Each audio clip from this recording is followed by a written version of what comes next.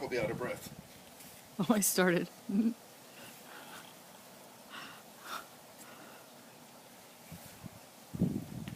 Oh, hello there.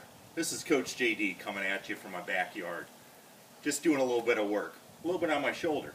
As you can see, that exercise probably requires a little bit of shoulder stability, just like you do with pushing movements, whether horizontal or vertical. Before you work with either your athlete or your client, you may want to assess shoulder stability. One of the common tests out there is something called the Davies test, also known as the closed kinetic upper extremity stability test. We'll stick with the Davies test, a little easier. First, you're going to need a couple basic things. One, your athlete. Two, a tape measure.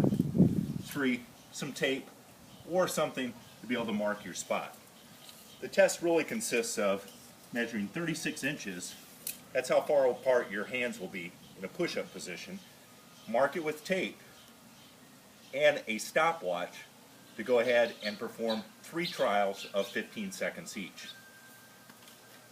The test, you assume a push-up position and simply slide one hand over to the other during the allotted 15 seconds. I'll demonstrate the first trial. And go ahead and start. Go.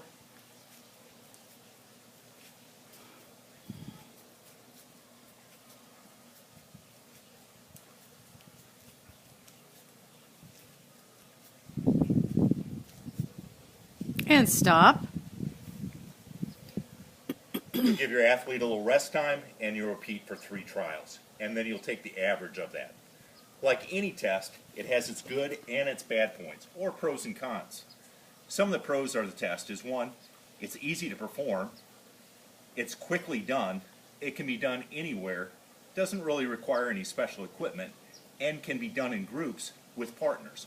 Why? Is because testing shows good inter and intra-rater reliability. And it's been validated as a good upper extremity stability test. However, some of the things that's lacking is the amount of normative data out there. What do I mean by that? Well, there's a lot of tests. When you go to the NFL Combine, you kind of have a good idea of what's a good range for a 40-yard dash for an NFL running back. This test does not have enough normative data to compare sport, age, and position. However, this is improving. The initial study by Davies had an average of 28 touches for males over a period of 3 trials.